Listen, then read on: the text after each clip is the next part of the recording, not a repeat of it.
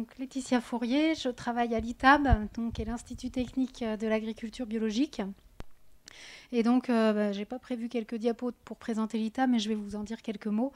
Donc, c'est un institut technique qui a plus de 30 ans, mais qui s'est développé petit à petit, ce qui fait que maintenant, on est une vingtaine d'équivalents temps plein.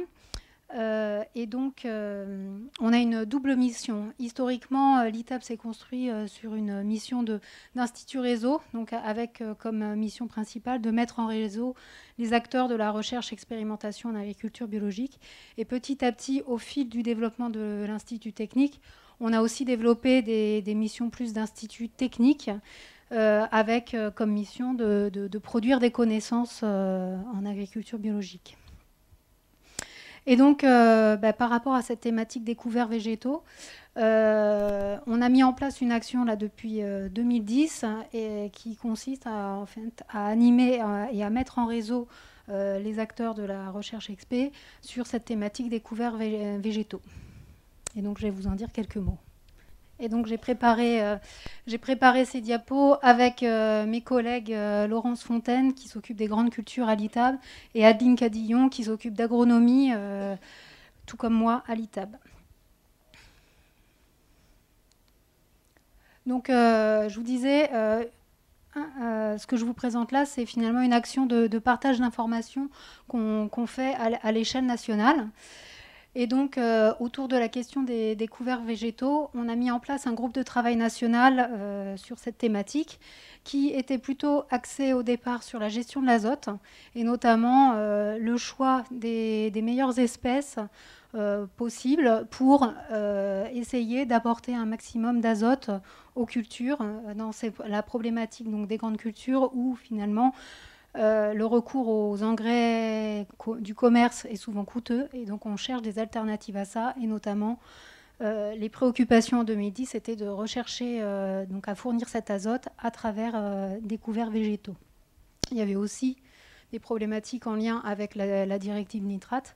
Donc voilà. Donc là-dessus, on a commencé à travailler autour donc, de cette question de flux d'azote et d'effets SIPAN des couverts et puis surtout d'effets engrais verts. Et puis, plus récemment, là, au bout de quelques années d'activité, finalement, donc, ces questions sont toujours présentes. Mais pour certains, il y a d'autres questions qui arrivent par rapport à la gestion des adventices. Et notamment, puisque la mise en place d'un couvert peut rentrer des fois en concurrence avec des pratiques de gestion des adventices et de désherbage de faux semis. Et donc voilà, ça fait partie des problématiques qu'on commence à discuter au sein du groupe. Et puis aussi des questions autour de l'impact de ces couverts sur la vie du sol. Et donc ce groupe, cette configuration, elle est plutôt grande culture. On a élargi assez vite aux cultures légumières, donc plutôt pas dans les systèmes maraîchers, mais plutôt donc voilà des productions de légumes dans des systèmes plutôt de grande culture. Et puis là, côté ITAB, on s'interroge sur mettre en place une réflexion autour de ces couverts dans des systèmes de culture pérenne, notamment en arbo et en viticulture.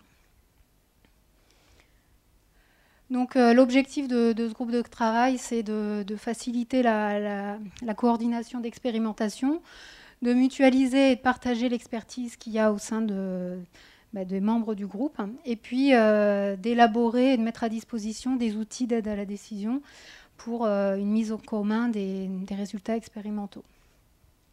Et donc aujourd'hui, le groupe de travail, c'est quelque chose d'ouvert. Et il compte à peu près plus de 70 experts et expérimentateurs. Et il est animé par l'ITAB et le réseau technique des chambres d'agriculture, notamment Alain Leca, qui est le référent grande culture bio au niveau des chambres. Et donc, il est composé d'organismes de développement, donc les instituts techniques, les chambres d'agriculture, les groupements de professionnels biologiques, le réseau FNAB, quoi, en gros. Des chercheurs, donc que ce soit l'INRA ou des gens issus de l'enseignement supérieur, mais aussi on a au moins un sélectionneur, mais voilà. Et puis on a quelques producteurs, notamment des administrateurs de l'ITAB, qui permettent aussi d'apporter un éclairage et ben, à ce groupe qui est plutôt un groupe de développement recherche.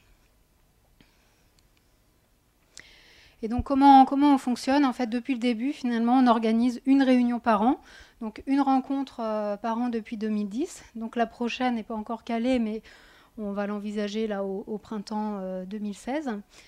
Et puis, ce qu'on met en place petit à petit, c'est un outil. Oups, là. Voilà, un outil de partage aussi à distance pour pouvoir mettre finalement du contact et puis capitaliser les échanges au fur et à mesure des années. Donc là, on a mis en place cet outil donc en 2015 et on est plutôt dans une phase de test pour voir comment cet outil peut nous permettre déjà de mieux communiquer au sein du groupe et puis aussi à terme d'apporter aussi une visibilité à l'extérieur du groupe. Donc quelques exemples de partage d'informations au niveau du groupe. Donc on a, comme je vous disais, une réunion par an et donc ça nous permet de partager l'avancée de travaux, de recherche, voilà. Et donc ça peut se traduire par la présentation de résultats de travaux de thèse. Donc comme par exemple, donc il y a eu 2 thèses qui se sont suivies, dont une qui est en cours, celle de Sylvain Vrignon à l'ISARA. Donc sur l'étude de l'insertion des légumineuses fourragères dans les rotations, notamment donc, des légumineuses semées sous couvert de céréales, notamment de blé. Et donc ces travaux permettent d'étudier l'impact de ces couverts sur la culture en place, en l'occurrence le blé, et puis du coup de regarder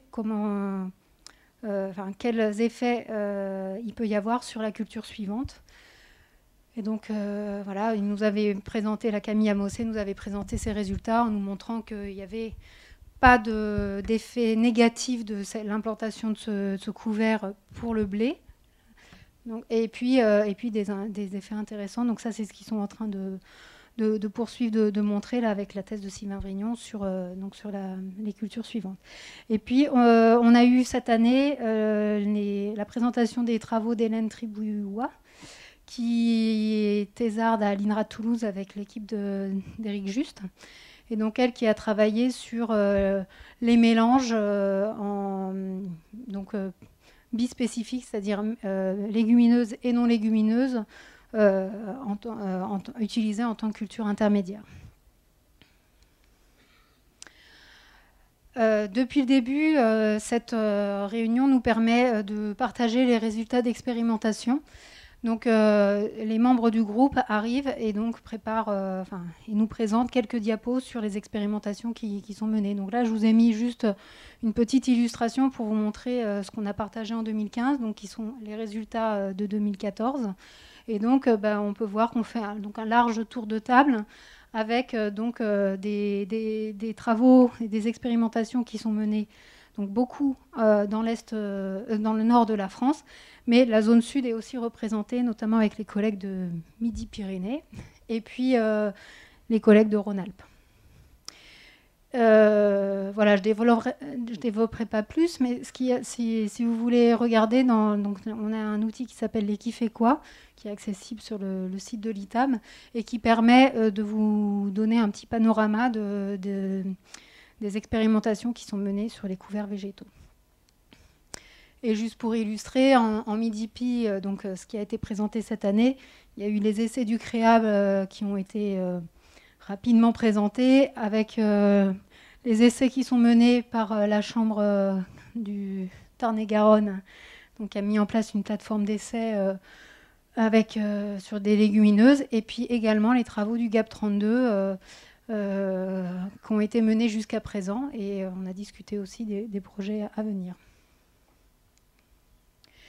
Et puis ce groupe, donc au-delà de la présentation des résultats, ça permet aussi de partager un certain nombre de questionnements.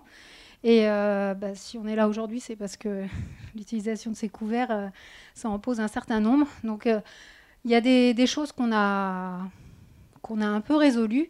Alors après, il y a des choses qui se résolvent collectivement, mais quand on commence à s'intéresser aux couverts, et ben, au début, on ne sait toujours pas par où commencer, notamment quelle espèce choisir, même si finalement, à force, la communauté commence à avoir un petit peu du recul sur l'intérêt de telle ou telle espèce ou variété. Bref, il y a des interrogations qui restent sur la gestion de l'itinéraire technique, notamment avec ces couverts, donc notamment sur comment construire des mélanges, quel mélange est le plus adapté avec le choix des espèces et des variétés. La conduite de ces couverts, est-ce qu'il faut privilégier des fauches ou pas, et puis la gestion de la destruction, surtout en bio où on n'a pas la béquille chimique. Et puis, par rapport à tout ça, c'est comment on prend en compte les aléas climatiques, puisque chaque année est différente et que du coup, on a beau définir un itinéraire technique idéal, il faut s'adapter en permanence. Après, il y a un certain nombre d'interrogations autour des effets découverts, notamment la question autour de l'effet azote de ces couverts est toujours présente, notamment la dynamique de débobinage de ces couverts, et donc la mise à disposition de l'azote. On se pose aussi des questions sur les autres éléments. Et puis, ce que généralement les experts permettent de suivre, c'est finalement les effets directs, c'est-à-dire l'effet sur la culture qui suit la destruction du couvert, mais c'est aussi intéressant d'essayer de regarder les effets sur plusieurs années, ce qu'on appelle les arrière-effets. Beaucoup de questions autour des questions de lessivage, finalement. On part du principe que finalement, on n'a pas tant d'azote que ça en bio, et que si on met des couverts, ça permet de gérer l'azote.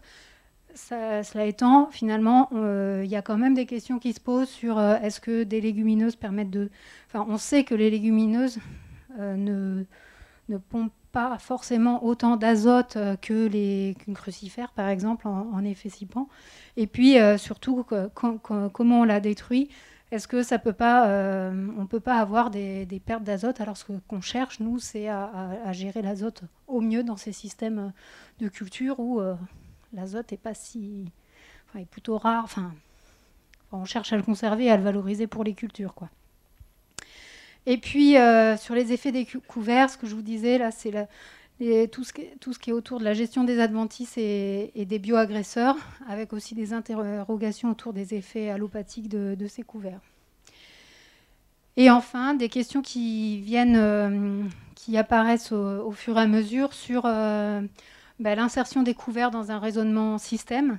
Comment gérer au mieux ces couverts dans la succession de cultures. Est-ce qu'il faut mettre un couvert quand on commence à être un peu enquiquiné avec les adventices? Voilà, ça fait partie des interrogations qu'on partage au niveau du groupe. Et donc, ce groupe, ça a permis de produire un cahier technique en 2012 qui a permis de présenter les clés des clés un peu génériques pour réussir des couverts végétaux en interculture, en agriculture bio.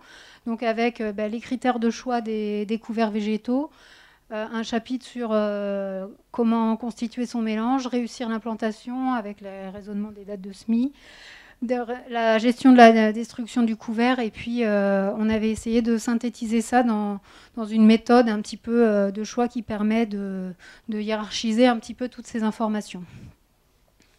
On a complété ce guide par un recueil de fiches espèces, donc une quarantaine de fiches espèces qu'on a classées par famille, avec pas mal de données sur les légumineuses, puisque l'expertise du groupe était très centrée au départ sur ces questions d'azote, et donc du coup, comment on peut intégrer des légumineuses dans les rotations pour enrichir les